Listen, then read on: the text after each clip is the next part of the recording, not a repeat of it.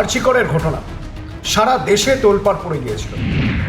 এমন একটা ঘটনার বিচারের পর রায় ঘোষণা। তো এই রায় ঘোষণা সঙ্গে সঙ্গে কি সাজা ঘোষণাও হবে? আইনের নানা রকম দিক রয়েছে, বিভিন্ন আইনজীবীরা কিন্তু বিভিন্ন রকম কথা বলছে। প্রথমত একটা জিনিস ভীষণভাবে স্পষ্ট, প্রত্যেকটা মানুষের সঙ্গে, যাদের সঙ্গে আমরা কথা বলছি, বিভিন্ন শ্রেণীর, জাতি, ধর্ম নির্বিশেষে সব মানুষের একটাই বক্তব্য, কঠোরতম সাজা প্রয়োজন। এই ধরনের ঘটনা যাতে ভবিষ্যতে কেউ ঘটানোর কথা না ভাবতে পারে, ভুলেও যাতে না ভাবতে পারে, বা এই ধরনের ঘটনা ঘটানোর আগে যাতে কেউ অন্তত 10 বার ভাবে যে শাস্তি কি হতে পারে, সেই রকম কোনো একটা কঠিন শাস্তি দেওয়া হবে। কি শাস্তি? মৃত্যুদণ্ড, ফাঁসির সাজা ঘোষণা। জনতার রায় কিন্তু বলছে ফাঁসি দেওয়া হোক দোষীকে। তো সেই সাজা ঘোষণা কি রায় ঘোষণার সঙ্গেই হয়ে যাবে? এই প্রশ্ন উঠছে। তার কারণ আমরা দেখেছি আমাদের দেশের বিচার ব্যবস্থা যেভাবে চলে, সেই প্রত্যেকটা পথ ধরে যদি এগোতে হয়, তাহলে অনেক ক্ষেত্রেই দেখা গিয়েছে যেদিন রায় ঘোষণা হয় যে কোনো মামলার, সেই দিনই সাজা ঘোষণা হয় না।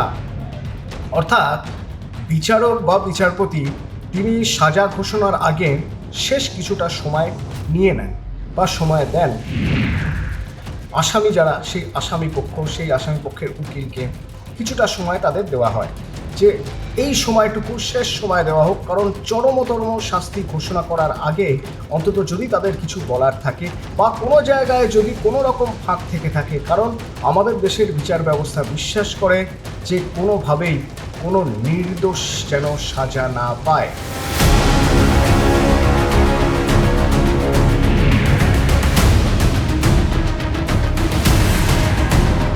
কোনো দোষী যেন ছাড় না পায়, তার থেকেও গুরুত্বপূর্ণ যে কোনো নির্দোষ যেন সাজা না পায়। আর সেই জায়গাটা সুনিশ্চিত করার জন্যই অনেক সময় দেখা গিয়েছে যে কোনো মামলার রায় ঘোষণার সঙ্গে সঙ্গেই সাজা ঘোষণা হচ্ছে না, কিছুদিন সময় নিয়ে পরবর্তীতে 1 দিন বা 2 দিনের মাথায় বা 3 দিনের মাথায় সাজা ঘোষণা হচ্ছে। আর্জিকরের ক্ষেত্রে কি হবে? আবার একটা তারিখ দেওয়া হবে, তারিখ পে তারিখ। এতদিন ধরে বিচারের আশায় বসে রয়েছেন এতগুলো মানুষ যারা পথে নেমেছিলেন, দলমত নির্বিশেষে সাধারণ মানুষ, আম আদমি, তাদের ভিতরে রাগ, তাদের ভিতরে গ্লানি, তাদের মধ্যে ক্ষোভ, দুঃখ, সেই সব কিছু তাদের রাস্তায় নামিয়েছিল। তারা রাস্তায় নেমেছেন বিচার চাওয়ার জন্য। শুধুমাত্র আমাদের রাজ্যের কথা কেন বলবো, দেশের বিভিন্ন প্রান্তে আমরা দেখেছি মানুষ মোমবাতি নিয়ে হেঁটেছেন, মানুষ মৌন মিছিল করেছেন, আবার কোথাও মানুষ সোচ্চার হয়েছেন, প্রতিবাদে সোচ্চার হয়েছেন, মানুষ বিচারের দাবিতে সোচ্চার হয়েছেন, জাস্টিস, বিচার চেয়েছেন। তো সেই বিচার প্রক্রিয়া শেষ, এবার রায় ঘোষণা। রায় ঘোষণার সঙ্গে সঙ্গেই সাজা ঘোষণা হবে, নাকি রায় ঘোষণার পর বিচারক কিছুটা সময় চেয়ে নেবেন বা সময় দেবেন, 1 দিন বা 2 দিন, তারপরে সাজা ঘোষণা হবে? এ প্রশ্ন ঘুরে বেড়াচ্ছে আদালতের অন্দরমহলেও, আদালত চত্বরে তো ঘুরে বেড়াচ্ছেই। যারা আইনজীবী তারাও দ্বিধাবিভক্ত, তাদেরও অনেকের সঙ্গে কথা বলে আমরা দেখছি যে সুনিশ্চিতভাবে কেউ বলতে পারছেন না যে রায় ঘোষণার সঙ্গেই সাজা ঘোষণা হবে। এখানে একটা ব্যাপার রয়েছে, যখন এত বড় একটা ঘটনা, সমাজকে নাড়া দিয়ে দেওয়ার মতো একটা ঘটনা, সেই ঘটনার বিচারের প্রতিটি স্টেপে পুঙ্খানুপুঙ্খ স্ক্রুটিনি হয়েছে, প্রত্যেকটা সওয়াল জবাব খুব পুঙ্খানুপুঙ্খভাবে দেখা হয়েছে।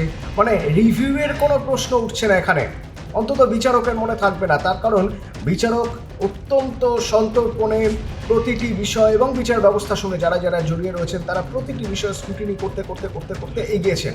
ওই যে বলছিলাম না, দোষী যেন ছাড় না পায় এবং নির্দোষ যেন সাজা না পায়, এই দিকটা সুনিশ্চিত করে ভারতের বিচার ব্যবস্থা, ভারতের আইন ব্যবস্থা। সেই সব জায়গা খুঁটিয়ে খুঁটিয়ে দেখার পর, যেহেতু এত বড় ঘটনা, এইখানে নতুন করে কি আর রিভিউ নেওয়া হবে?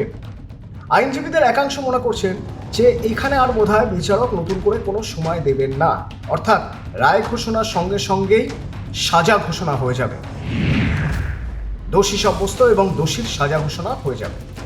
আবার বিচার ব্যবস্থার সঙ্গে যুক্ত এবং অনেকে মনে করছেন যে অন্য অনেক কেসের মতো এই কেসেও সাজা ঘোষণা হয়তো 1 দিন বা 2 দিন পরে হতে পারে, শুধুমাত্র রায় ঘোষণাই হবে 18ই জানুয়ারি।